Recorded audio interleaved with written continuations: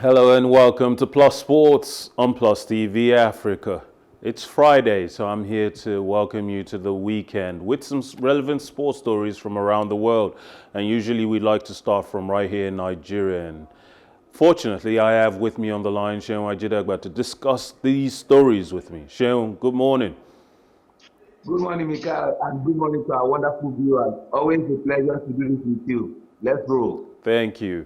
Now, all existing and intending road race organizers in Nigeria must henceforth register with the Athletics Federation of Nigeria as a precondition to get their races sanctioned.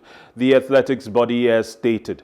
AFN Vice President Tafida Gadzama, who is also the head of the Federation's road race subcommittee, said this became necessary following complaints over non-payment of prize monies and uncertified measurement of race courses. The AFN received a letter from World Athletics warning that the Federation would be held responsible for non-payment of prize monies. So to ensure athletes get rewarded for participating in any road race, all road race organizers are to annually register with the AFN and be issued with licenses certifying them as such. The AFN vice president added that registration as a road race organizer was just the first step towards getting any race sanctioned.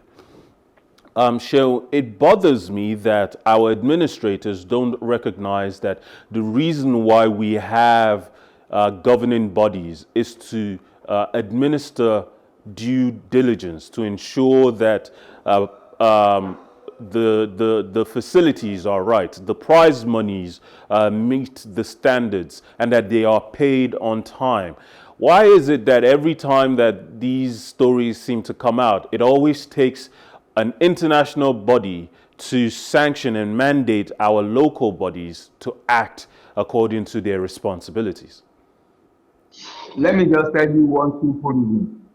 One of my respected professors, Professor Clement Oluseun, said the problem of Nigeria is what we call incongruency. Incongruency can be defined as a situation where you put square peg in round hole. Most of the people who are administering our sport are there for their pocket. It's not as if they understand administration of sport. So not until you start putting the right people in the right places, this is the kind of results you'll be getting. And you know the sad part?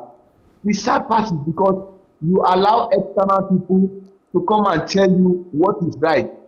And sometimes, I don't get it wrong. These people know what is right, but they just try to cut corners. What does it take you to do the right thing? To say people are taking part in an event, this is what they are doing. It's a shame. And it brings me to the question. Look at the issue we are even battling. Let me deviate a bit. The issue of medal padding. We only know of budget padding. But look at medal padding. We went for the National Sports Festival in Delta, and the state is winning about 300 and something medals. And I'm asking myself, what events were available to be competed for? Do we have events like hugging each other, clapping, holding your hand, dressing to school or catching the train to have that kind of medal? Now we are setting up a panel of inquiry. But some persons are saying, it is not the first time it is happening.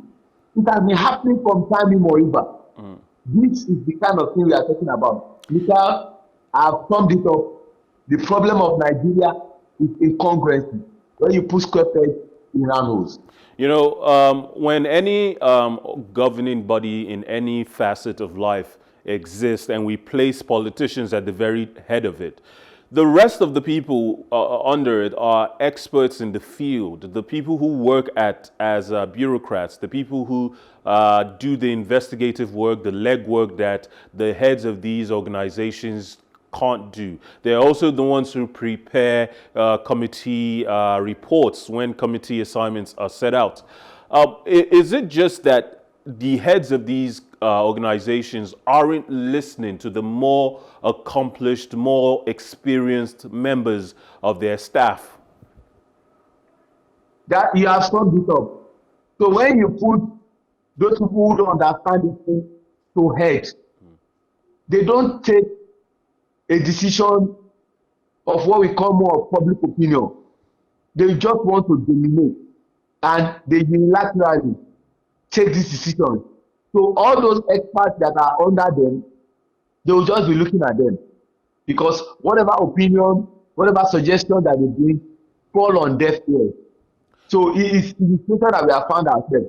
But what does it say people who are about... heading those places are not experts, but working with them are experts. But what does it say about... provide advice, you don't listen. Seun, what does it say about our procedures? Because whether in the military or in law, you every complaint is supposed to be passed to the immediate responsible authority before going up another step, if that initial authority doesn't deal with it to the satisfaction. For example, in law, a case goes to the High Court, then the Appeal Court, then the Supreme Court.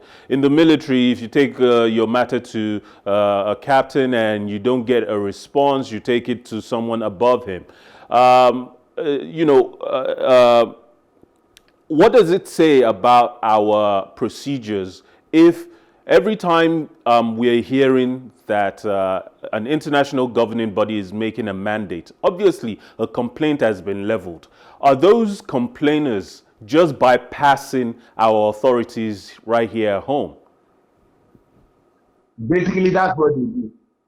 If we are to work in an organogram-like manner, things are supposed to be done properly.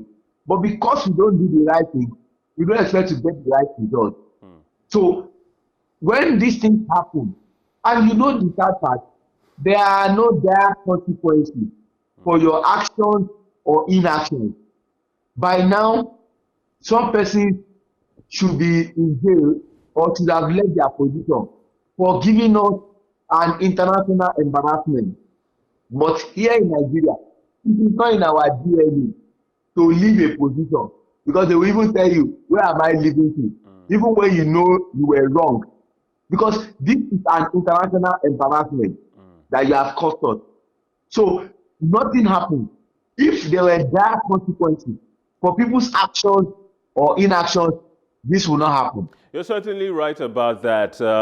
In the West, to avoid the embarrassment of having your boss fire you when you've messed up, a lot of bureaucrats tend to tender their resignation letters when something has come up that they could maybe fight it, but it's better for the organization that they just step down.